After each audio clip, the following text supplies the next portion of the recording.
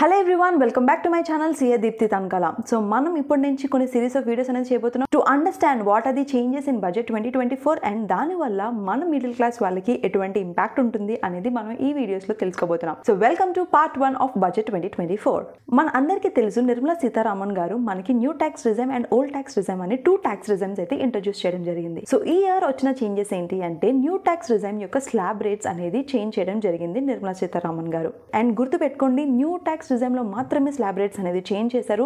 Old tax regime లో slab rates remains unchanged. Second thing, మనకి new tax regime లో standard deduction అనేది 50,000 నుంచి 75,000 కి ఇంక్రీజ్ చేయడం జరిగింది.